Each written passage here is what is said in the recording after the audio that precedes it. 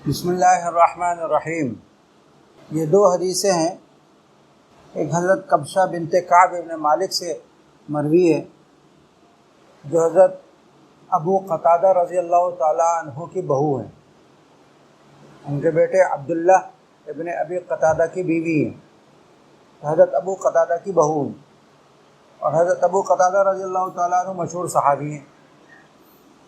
وہ حدیث یہ ہے، فرماتی ہیں کہ ایک دن میرے سسر حضرت ابو قتادہ رضی اللہ تعالیٰ عنہ تشریف لائے، فسکبت له وضوءا، میں نے وضو کا پانی ان کے واسطے تیار کر کے رکھا تھا، وہ بہانا شروع کیا، ان کے لیے پیش کیا۔ فجاءت حرۃ، ایک بلی آئی، تشرب منہ، پانی پینے کے لیے اس برتن میں سے، فاصغى لها الاناء، تو انہوں نے برتن کو بلی کے واسطے جھکا دیا، یعنی وہ پانی پی لے، ایسے کر دیا برتن۔ حتی شربت، یعنی کہ بلی نے پانی پی لیا۔ قالت کبشہ، حضرت کبشہ کہتی ہیں، فرآنی انظر الیہ، انہوں نے مجھے دیکھا کہ میں تعجب سے دیکھ رہی ہوں، انظر الیہ، ان کو دیکھ رہی ہوں تعجب سے کہ بلی کو پانی پلا دیا۔ فقال، تو انہوں نے کہا، اتعجبین یا بنت اخی، ارے بھتیجی تم تعجب کر رہی ہو؟ قالت، وہ فرماتی ہیں، قلت، میں نے کہا، نعم، جی ہاں مجھے تعجب ہے، بلی کو پانی پلا دیا آپ نے اور پھر اس سے وضو بھی کر رہے ہیں۔ فقال، تو حضرت ابو قتادہ نے فرمایا، ان رسول اللہ صلی اللہ علیہ وسلم قال، جناب رسول اللہ صلی اللہ علیہ وسلم نے ارشاد فرمایا ہے، انہا لیست بنجس، یہ نجس نہیں ہے، انہا من الطوافین علیکم اب الطوافات، یہ تمہارے پاس بکثرت آمد و رفت رکھنے والا جانور ہے، یا آمد و رفت رکھنے والی بلی ہے۔ طوافین فرمایا ہے، طوافات یہ راوی کو یاد نہیں ہے، لیکن کہہ رہے ہیں کہ یہ فرمایا کہ کیونکہ بکثرت تمہارے پاس آتی جاتی ہے بلی، گھروں میں چکر لگاتی ہے، تو اس لیے یہ نجس نہیں ہے۔ اسی مضمون کی اگلی حدیث ہے کہ داؤد ابن صالح ابن دینار فرماتے ہیں، اپنی والدہ سے روایت کرتے ہیں کہ ان مولاتہا ارسلتہا بحریصۃ لعائشہ، کہ میری آقا نے حریصہ تیار کر کے حضرت عائشہ کی خدمت میں ہدیتاً بھیجا۔ قالت، داؤد ابن صالح ابن دینار اپنی والدہ سے روایت کرتے ہیں کہ میری والدہ نے کہا کہ فوجدتہا تصلی، میں جب گئی تو میں نے دیکھا حضرت عائشہ صدیقہ رضی اللہ تعالیٰ عنہ نماز پڑھ رہی تھی۔ فاشارت الی ان ضعیہا، انہوں نے اشارہ کیا، اشارے سے مجھ سے کہا کہ یہ کھانا جو لائی ہو رکھ دو، یہ ہریسہ جو تم لائی ہو اس کو رکھ دو۔ یہ ہریسہ اصل میں گندم یا جو اور کچھ گوشت وغیرہ بنا کے، جیسے ہمارے حلیم بنتا ہے نا، حلیم کا جیسا ہوتا ہے ہریسہ، یہ ہریسہ عربوں کے اندر آج بھی رائج ہے، وہ کھایا جاتا ہے، تو وہ ہریسہ تھا۔ کہتے ہیں میں نے رکھ دیا۔ فجاءت حرۃ، ایک بلی آئی، اس میں سے اس نے منہ ڈال کے کھایا۔ جب حضرت عائشہ صدیقہ نماز سے فارغ ہو گئیں تو انہوں نے بھی اسی برتن میں سے کھایا جہاں سے بلی نے کھایا تھا، اور یہ فرمایا کہ ان رسول اللہ صلی اللہ علیہ وسلم قال، نبی کریم صلی اللہ علیہ وسلم نے فرمایا ہے، انہا لیست بنجس، بلی کا جھوٹا ناپاک نہیں ہے۔ کیوں؟ انہا من الطوافین علیکم، اس لیے کہ یہ تمہارے پاس کثرت سے آنے جانے والا جانور ہے۔ اور فرماتی ہیں، وَإِنِّي رَأَيْتُ رَسُولَ اللَّهِ صلی اللہ علیہ وسلم، میں نے رسول اللہ صلی اللہ علیہ وسلم کو یہ بھی دیکھا، يَتَوَضَّأُ بِفَضْلِهَا، اس کے بچے ہوئے پانی سے وضو فرما رہے تھے، برتن میں بلی نے منہ ڈالا تھا، اس کے بچے ہوئے پانی سے آپ وضو فرما رہے تھے۔ یہ دو حدیثیں ہیں جن میں بلی کے جھوٹے کی پاک ہونے کا بیان ہے۔ انہی دو حدیثوں سے استدلال کر کے حضرات ائمہ ثلاثہ، یعنی امام مالک، امام شافعی اور امام احمد ابن حنبل رحمہم اللہ کا مسلک یہ ہے کہ بلی کا جھوٹا پاک ہے، طاہر مطہر ہے، بلی کا جھوٹا طاہر مطہر ہے۔ لیکن امام اعظم ابو حنیفہ رحمۃ اللہ علیہ وہ فرماتے ہیں کہ بلی کا جھوٹا پاک ہے، اور پاک ہونے کے بعد تھوڑی سی تفصیل ہے، اس میں تھوڑی سی کیا ہے؟ تفصیل۔ وہ تفصیل یہ ہے کہ اگر بلی کے جھوٹے کے علاوہ دوسرا پانی بھی موجود ہے جو بلی کا جھوٹا نہیں ہے، تو پھر بلی کے جھوٹے پانی سے وضو کرنا مکروہ ہے، تو دوسرے پانی سے وضو کرنا۔ لیکن اگر صرف بلی کا جھوٹا پانی ہی موجود ہے، اس کے علاوہ دوسرا پانی کوئی نہیں ہے، تو پھر بلا کراہت اسی سے وضو کرے۔ سمجھ میں آئی بات؟ تو گویا امام اعظم کا مذہب یہ ہوا کہ بلی کا جھوٹا پاک ہے، اگر دوسرا کوئی پانی موجود نہیں ہے تب تو بالکل مطلقاً پاک ہے، کوئی کراہت نہیں ہے۔ لیکن اگر دوسرا پاک پانی موجود ہے جو بلی کا جھوٹا نہیں ہے، پھر اس کا استعمال کرنا مکروہ ہے۔ کون سا مکروہ ہے؟ مکروہ تحریمی یا مکروہ تنزیہی؟ اس میں مجتہدین فی المذہب کا اختلاف ہے۔ امام طحاوی رحمۃ اللہ علیہ، ان کی تخریج کے مطابق یہ مکروہ تحریمی ہے۔ ان کی تخریج کے مطابق کیا ہے؟ مکروہ تحریم۔ اور امام کرخی رحمۃ اللہ علیہ کی تخریج کے مطابق احناف کے نزدیک اس کی کراہت تنزیہی ہے۔ اصل میں تحریمی اور تنزیہی کا جو اختلاف کیا ان حضرات نے، اس کی وجہ ہے امام طحاوی رحمۃ اللہ علیہ نے اس کو کراہت اس بات پر مبنی رکھی ہے کہ اس میں کراہت اس لیے ہے کہ بلی کا گوشت جو ہے وہ حرام ہے اور ناپاک ہے، کیونکہ یہ درندہ ہے۔ درندوں میں سے ایک درندہ ہے۔ بلی کیا ہے؟ شیر کی خالہ ہے نا، شیر کی نسل کی ہے، تو شیر درندہ ہے، اس کا گوشت ناپاک ہوتا ہے، لہذا بلی کا گوشت بھی ناپاک ہے۔ اور لعاب جو ہے وہ گوشت سے تولد ہوتا ہے، گوشت سے نکلتا ہے لعاب، لہذا لعاب بھی ناپاک ہوگا۔ اگر وہ پانی میں منہ ڈالے گی تو پانی بھی ناپاک ہو جائے گا، مکروہ بکراہت تنزیہ ہو جائے گا، ناپاک نہیں ہوگا، مکروہ بکراہت تنزیہ تحریم ہو جائے گا۔ انہوں نے بنیاد رکھی اس کی کس پر؟ اس کے گوشت کے ناپاک ہونے پر۔ اور امام کرخی رحمۃ اللہ علیہ نے بنیاد رکھی اس کے نجاست سے احتیاط نہ کرنے پر، کہ بلی کھانے پینے میں نجس غیر نجس کی احتیاط نہیں کرتی، تو احتمال ہوتا ہے اس بات کا کہ کہیں اس نے کوئی ایسی ناپاک چیز کھائی ہوگی جو اس کے منہ میں اس کے اثرات ہوں۔ اب یہ منہ میں پانی میں منہ ڈالے گی تو پانی مکروہ ہو جائے گا بکراہت تنزیہ، کیونکہ احتمال کی بنیاد پر تحریم ثابت نہیں ہوتی، احتمال کی بنیاد پر تنزیہ ثابت ہوتی۔ سمجھ رہے ہیں بات؟ تو بہرحال امام اعظم کے نزدیک یہ مکروہ ہے اس صورت میں جبکہ دوسرا پانی بھی موجود ہو۔ امام صاحب نے جو مسلک اختیار کیا مکروہ کا، میں نے آپ کو بتا رکھا ہے کہ امام صاحب کا جو طرز استدلال ہے، وہ کہتے ہیں کہ کسی بھی موضوع پر، کسی بھی مسئلے پر آنے والے تمام نصوص کو سیکھنا چاہیے اور ان میں سے ہر نص کو اس کا حق دینا چاہیے۔ وہ فرماتے ہیں ہمارے سامنے یہ حدیثیں بھی ہیں، یہ دونوں حدیثیں جس سے اس کی طہارت ثابت ہوتی ہے، اور ہمارے سامنے اور بھی حدیثیں ہیں جس سے اس کی نجاست ثابت ہوتی ہے۔ مثلا حدیث ہے طہور اناء احدکم، طہور اناء احدکم اذا بلغت فیہ الحرہ ان یغسل 3 مرات او کما قال علیہ الصلوۃ والسلام، کہ تمہارے برتنوں میں سے کسی برتن میں اگر بلی نے منہ ڈال دیا ہے تو اس کے پاک کرنے کا طریقہ یہ ہے کہ اس کو 3 دفعہ دھویا جائے۔ بلی کے منہ ڈالنے پر 3 دفعہ برتن کو دھونے والی روایات بھی موجود ہیں۔ اور ایک اور حدیث بھی ہے السنور 7، آپ نے فرمایا کہ سنور یعنی بلی 7 یہ درندہ ہے، اور درندے کا جھوٹا کیا ہوتا ہے؟ ناپاک ہوتا ہے۔ تو یہ حدیث بھی ہمارے سامنے ہے۔ یہ دونوں حدیثیں سامنے رکھے امام صاحب فرماتے ہیں کہ اصل میں تو بلی کا جھوٹا ناپاک تھا، اصل کے اعتبار سے بلی کا جھوٹا کیا تھا؟ ناپاک تھا، لیکن اس حدیث نے بتایا کہ طوافین علیکم طوافات علیکم، یہ گھروں میں بغیر مالک، گھر کے مالک کی مرضی کے ہر جگہ گھس جاتی ہیں، خصوصاً باورچی خانے میں گھستی ہیں، پانی میں منہ ڈال دیتی ہیں، کھانے پینے کی چیزوں میں منہ ڈال دیتی ہیں۔ ان کو روکنا ممکن نہیں ہے، روکنا بہت مشکل ہے، آپ بہت احتیاط کریں تب بھی بلی گھر میں گھس جاتی ہے۔ تو جب اتنا اس کا آنا جانا ہے تو اگر اس کو حرام رکھا جائے گا تو حرج لازم آئے گا۔ تو امت کو حرج سے بچانے کے لیے رسول اللہ صلی اللہ علیہ وسلم نے اس کی نجاست میں کیا کر دی؟ تخفیف کر دی اور فرما دیا کیونکہ یہ آتی جاتی ہیں گھر کے اندر کثرت سے، روکنا ممکن نہیں ہے، اس لیے اس کی نجاست اللہ نے اٹھا لی ہے، اب یہ نجس نہیں ہے۔ سمجھ میں بات؟ کہتے ہیں اس سے معلوم ہوا کہ اصل میں یہ کیا تھی؟ نجس، لیکن طوافین کی علت کی وجہ سے اس کی نجاست حرج میں مبتلا نہ ہو جائے امت، رسول اللہ صلی اللہ علیہ وسلم نے اٹھا دی۔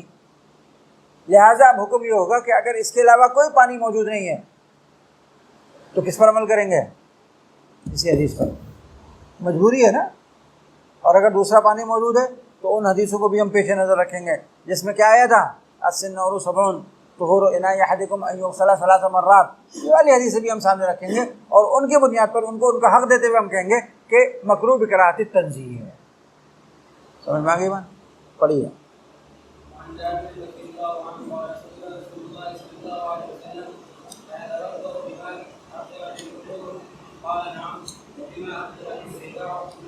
حضرت جابر رضی اللہ تعالیٰ عنہ فرماتے ہیں کہ رسول اللہ صلی اللہ علیہ وسلم سے پوچھا گیا کہ گدھے جس تالاب سے پانی پیے ہیں اس کا بچے ہوئے پانی سے ہم وضو کر سکتے ہیں؟ آپ نے فرمایا ہاں، بلکہ اس پانی سے بھی وضو کر سکتے ہو جس میں درندے منہ ڈالتے ہیں، بلکہ اس پانی سے بھی وضو کر سکتے ہو جس میں درندے منہ ڈالتے ہیں۔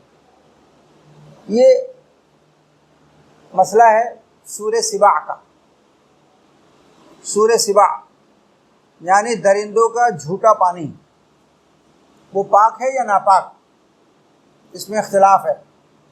امام اعظم ابو حنیفہ رحمۃ اللہ علیہ کے نزدیک درندوں کا جھوٹا پانی ناپاک ہے، درندوں کا جھوٹا پانی ناپاک ہے، اور ائمہ ثلاثہ کے نزدیک درندوں کا جھوٹا پانی پاک ہے۔ ائمہ ثلاثہ کے نزدیک درندوں کا جھوٹا پانی پاک ہے۔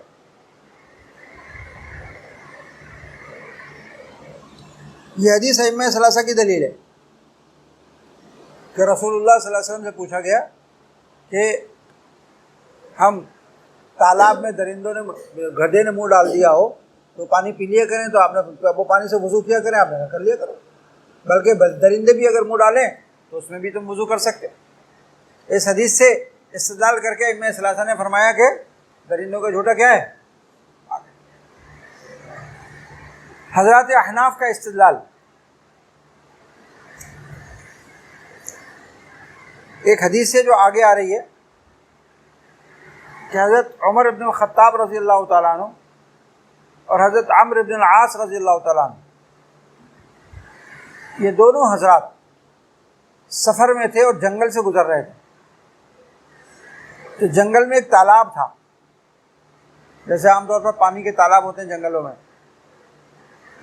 تو حضرت عمرو بن العاص جب وہاں پہنچے، یہ دونوں حضرات، تو تالاب کا جو نگران تھا اس سے حضرت عمرو بن العاص نے کہا کہ یا صاحب الحوض هل ترید حوضک السبع، اے حوض کے نگران ہمیں یہ بتاؤ کہ تمہارے حوض پہ کہیں درندے تو پانی پینے نہیں آتے؟ یہ سوال کیا۔ حضرت عمر نے فوراً کہا یا صاحب الحوض لا تخبرنا، اے حوض کے مالک ہمیں نہیں بتانا کہ تیرے حوض پہ درندے آتے ہی نہیں آتے، جنگل ہے یہاں پر آتے ہوں گے، یہ بتانے کی کیا ضرورت ہے؟ اس لیے کہ حوض کے اوپر انسان بھی آتا ہے پانی پینے، درندے بھی پانی پینے آتے ہیں، ہمیں بتانے کی ضرورت نہیں ہے۔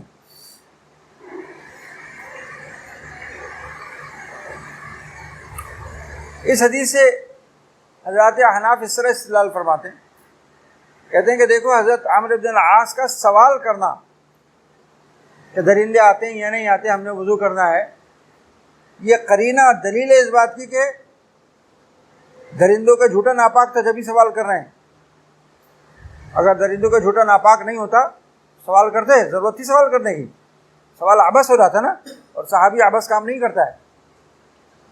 اور حضرت عمر رضی اللہ تعالیٰ عنہ نے کیوں روکا جواب دینے سے؟ حضرت عمر نے اس لیے روکا کہ جس چیز کی ایک اصول ہے شریعت کا، شریعت کا ایک اصول یاد رکھنا، وہ چیزیں جو مباح الاصل ہیں،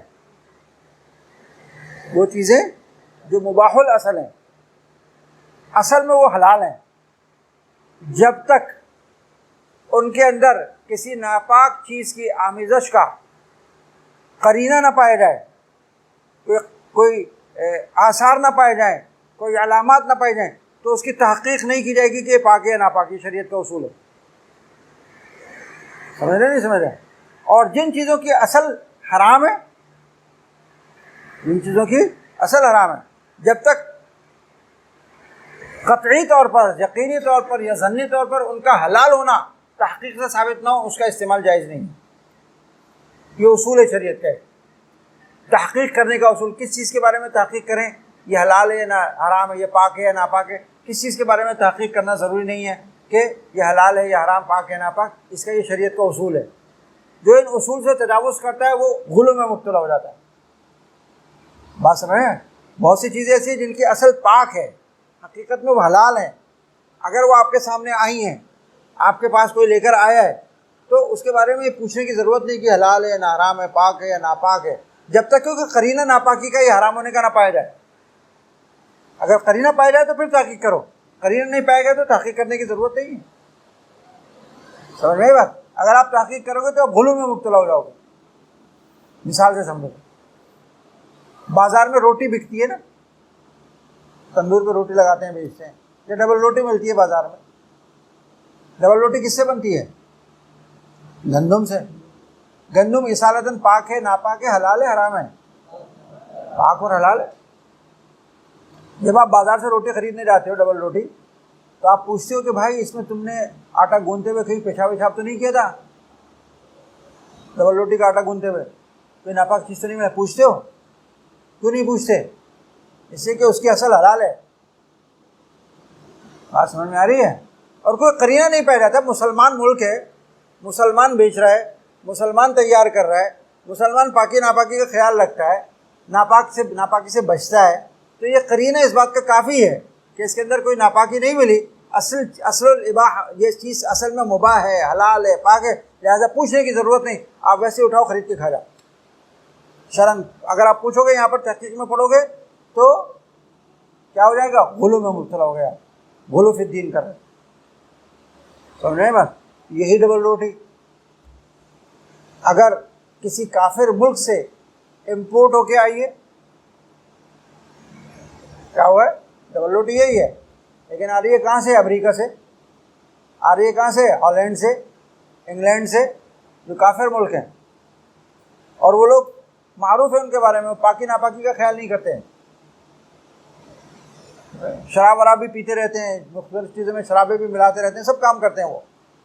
اب یہاں پر اگرچہ وہ ڈبل روٹی مباح الاصل ہے، لیکن چونکہ منشا موجود ہے ناپاک ملنے کا، خطرہ زن موجود ہے ناپاک ملنے کا، یہاں آپ بغیر تحقیق کے سے استعمال نہیں کر سکتے. آپ کو تحقیق کرنی پڑے گی کہ اس میں اجزائے ترکیبیہ کیا کیا ہیں.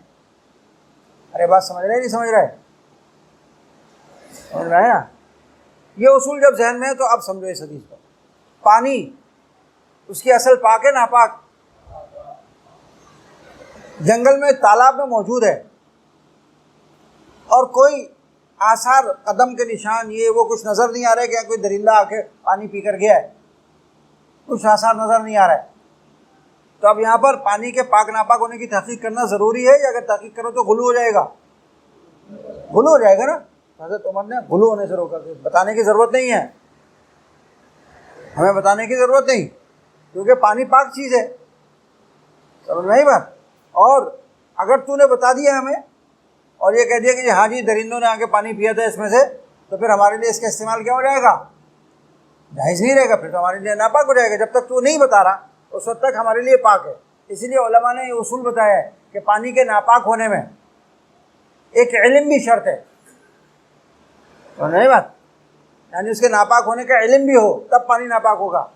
اگر ناپاک ہونے کا علم نہیں ہے، مثلا کسی نے پانی کے اندر ایسا نجاست ملایا جس سے رنگ، بو، مزہ وغیرہ ظاہر نہیں ہوتا، اور استعمال کرنے والے نے استعمال کیا، اس کو علم نہیں تھا، اللہ کے یہاں اس نے پاک پانی استعمال کیا، ناپاک نہیں ہے. تو اگر تو ہمیں بتا دے گا، ہمیں علم ہو جائے گا، تو پھر ہمارے لیے پانی کیا ہو جائے گا؟ ناپاک ہو جائے گا. تو کیوں اپنے آپ کو مشقت میں ڈالیں؟ جب اللہ نے اور شریعت نے ہمیں پابند نہیں کیا اس کی تحقیق کرنے کا، ہم تحقیق نہیں کریں گے. اس نے کہہ دیا لا تخبرنا، ہمیں بتانے کی ضرورت نہیں. یہ کس کی دلیل ہوئی؟ احناف کی دلیل بن گئی نہیں بن گئی؟ گئی نا دلیل. اور احناف کا دوسرا استدلال وہ اس سے ہے کہ جو میں نے ابھی بتایا آپ کو کہ لعاب متولد ہوتا ہے لحم سے. لعاب کس سے متولد ہوتا ہے؟ لحم سے. اور درندوں کا لحم اور گوشت کیا ہے؟ ناپاک ہے. اس پہ سب کا اجماع اتفاق ہے. درندوں کا گوشت سب کے نزدیک ناپاک ہے. جب آپ کے نزدیک بھی درندے کا گوشت ناپاک ہے اور اس سے نکلنے والا لعاب جو ہے وہ بھی ناپاک ہونا چاہیے نہیں ہونا چاہیے؟ درایت کیا کہتی ہے؟ روایت سے تو ہم نے ثابت کر دیا، درایت سے بھی ثابت کریں گے نا. درایت کیا کہتی ہے؟ ناپاک ہونا چاہیے، اس سے ناپاک ہے. یہ تو ہو گیا تحقیق، استدلال تحقیقی. ایک استدلال ان کا الزامی شوافے کے اوپر. حضرات شوافے بھی کہتے ہیں نا پاک ہے درندوں کا جھوٹا، اور اس حدیث سے استدلال کرتے ہیں. حضرات احناف شوافے سے اور حنابلہ سے کہتے ہیں کہ آپ دونوں حضرات یہ بتائیے کہ اس حدیث میں کہیں لکھا ہے کہ کتے نہیں آتے تھے؟ کتوں کا استثناء ہے کہیں؟ کتے بھی آتے ہوں گے نا، جنگل میں کتے بھی رہتے ہیں. تو اس حدیث کا عموم تو یہ بتا رہا ہے کہ کتے کا بھی جھوٹا پاک ہونا چاہیے، حالانکہ کتے کا جھوٹا آپ کے نزدیک پاک نہیں ہے. شوافی اور حنابلہ کے نزدیک کتے کا جھوٹا پاک نہیں ہے، وہ کہتے ہیں ناپاک ہے. تو فما ہوا جوابکم فی القلب، جو تم قلب کے بارے میں جواب دو گے اس حدیث کا، وہی ہمارا جواب ہوگا اس حدیث کے بارے میں. سمجھ میں آ گئی بات؟ یہ الزامی اس حدیث کا جواب ہے. اور تحقیقی جواب اس کا یہ ہے کہ جس تالاب کے بارے میں سوال کیا گیا رسول اللہ صلی اللہ علیہ وسلم سے، وہ ماء کثیر تھا. وہ کیا تھا؟ ماء کثیر تھا. اسی لیے آپ سے سوال کیا گیا صرف خمر کا. آپ نے تمام سبا کی اجازت دی کہ چاہے سارے سبا کے منہ ڈالیں، تب بھی وہ ماء کثیر ہونے کی وجہ سے کیا ہوگا؟ ناپاک نہیں ہوگا. اس کی تقریر اس طرح بھی کر سکتے ہیں کہ سوال توہم کی بنیاد پر تھا. سوال کس کی بنیاد پر تھا؟ توہم. دیکھا تو نہیں تھا نا کسی نے، صرف فہم تھا کہ جی درندے آتے ہوں گے. توہم کی بنیاد پر تھا. آپ نے تہوم کا منشا ہی ختم کر دیا اور کہہ دیا تم گدھے کا سوال کرو، اگر سارے درندے بھی آ کر پانی پئیں تب بھی یہ ماء کثیر ہونے کی وجہ سے ناپاک نہیں ہوگا، اس سے تم وضو کر سکتے ہو. سمجھ میں آگے بات؟ اور بالجملہ فی الجملہ اتنا تو ہو گیا نا، اس حدیث میں احتمال پیدا ہو گیا نہیں ہو گیا؟ تو ہو سکتا ہے یہ بیان، یہ حدیث آپ نے ماء کثیر کے بارے میں فرمائی ہو، ماء قلیل کے بارے میں نہ فرمائی ہو. اور یہ بھی احتمال ہے کہ ماء قلیل کے بارے میں فرمائی ہو. جب احتمال آ گیا تو کیا ہو گیا؟ استدلال قابل ہو گیا، نہیں کر سکتے آپ استدلال. اس لیے حضرات احناف جو ہے دلائل اور احادیث میں ان کی دلالت کو بھی دیکھتے ہیں کہ دلالت کس درجے کی ہے. اس حدیث کی دلالت اس درجے کی نہیں ہے جس سے آپ حلال حرام پاک ناپاک ہونے کا حکم لگا سکیں کسی کے اوپر. اس کے لیے دلالت بھی کیسی ہونی چاہیے؟ قطعی ہونی چاہیے. حضرت ام ہانی فرماتی ہیں رضی اللہ تعالی عنہ کہ رسول اللہ صلی اللہ علیہ وسلم نے اور حضرت میمونہ نے غسل کیا ایک بڑے برتن سے، ایک تشلے میں پانی تھا، اس سے فیہا اثر العجین، اس میں گندے ہوئے آٹے کے کچھ آثار تھے. کسی برتن میں اگر بہت دنوں تک آٹا گوندا جائے نا اور پھر اس میں پانی ڈالا جائے تو اس پانی میں آٹے کی بو آ جاتی ہے. بظاہر ایسا لگتا ہے کہ وہ آٹا گوندنے کا تشلا ہوگا، اس میں پانی لے کر غسل کیا ہوگا رسول اللہ صلی اللہ علیہ وسلم نے، تو اس میں آٹے کی بو آ گئی. تو اس کو حضرت ام ہانی روایت فرما رہی ہیں کہ اس میں گندے ہوئے آٹے کے آثار اور بو وغیرہ تھی، اس سے آپ نے وضو فرمایا. اس حدیث سے کیا ثابت ہوا کہ اگر شے طاہر پانی میں مل جائے اور اس کے اوصاف ثلاثہ میں سے کسی وصف کو تبدیل کر دے، پانی کیا نہیں ہوتا؟ ماء مطلق کی اطلاق سے نہیں نکلتا، مائیت سے نہیں نکلتا، پانی رہتا ہے، اس سے وضو غسل جائز ہے. اور یہ حدیث بھی دلیل ہے کس کی؟ حضرات احناف کی ہے، امام اعظم ابو حنیفہ کی. کس میں؟ نبیذ کے بارے میں. جو مسئلہ ہو رہا تھا نا نبیذ کا، حضرت امام اعظم نے کیا کہا تھا کہ نبیذ تمر اگر صرف مزہ تبدیل کرے، پانی کا صرف مزہ تبدیل کیا اس نے اور اس کو نکال لیا اس میں سے، تو اس سے وضو کر سکتے ہیں جبکہ دوسرا پانی موجود نہ ہو. کہا تھا بعد میں اگرچہ امام اعظم نے رجوع کر لیا تھا، لیکن جب امام اعظم استدلال کرتے تھے اس سے پہلے تو یہ حدیث بھی ان کی مستدل تھی. یہ حدیث بھی ان کی مستدل بنتی ہے کہ دیکھو آٹے نے ایک خوشبو بدل دی نا پانی کی، ایک چیز ایک وقت تبدیل ہوا نا، آپ وضو فرما رہے ہیں اسے، غسل فرما رہے ہیں اسے، تو معلوم ہے ایک وقت تبدیل ہونے سے ماء طاہر کے کسی طاہر شے کے ایک وقت تبدیل کر دینے سے پانی مائیت سے نہیں نکلتا، اس سے وضو غسل جائز ہوتا ہے۔ سمجھ گئے؟ جو اتنے پیٹ میں لے گئے وہ ان کا پانی ہو گیا، جو ہمارے لیے بچ گیا وہ ہمارے لیے پاک ہے، ہم اس سے وضو کریں گے۔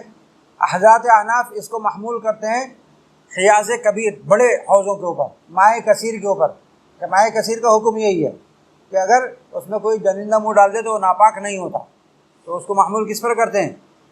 اور وہ کہتے ہیں کہ مکہ اور مدینہ کے درمیان جو تالاب تھے پانی کے، وہ سب کیا تھے؟ مائع کثیر کے حکم میں تھے، اس لیے رسول اللہ صلی اللہ علیہ وسلم نے عموم فرمایا۔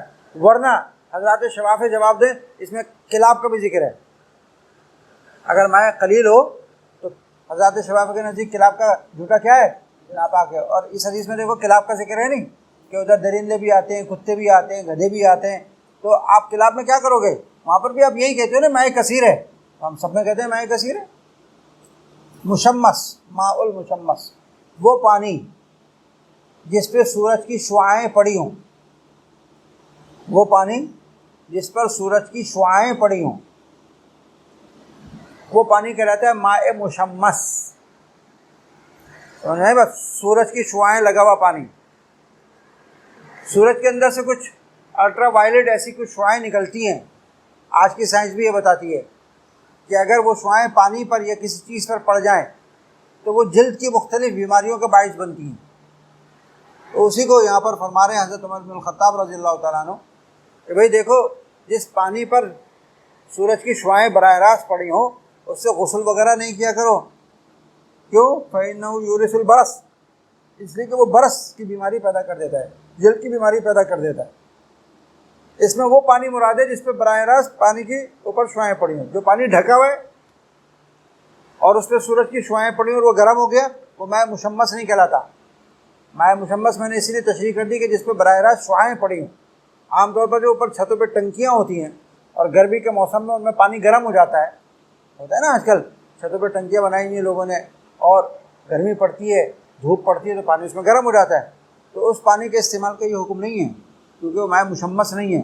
مائع حار تو ہے وہ، لیکن مائع مشمس نہیں ہے، اور ٹنکیاں ڈھکی ہوئی ہوتی ہیں، ان کے اوپر شعاعیں براہ راست پانی کے اوپر نہیں پڑ رہی ہوتی، گرم ضرور ہوگا وہ پانی لیکن مشمس نہیں ہوگا۔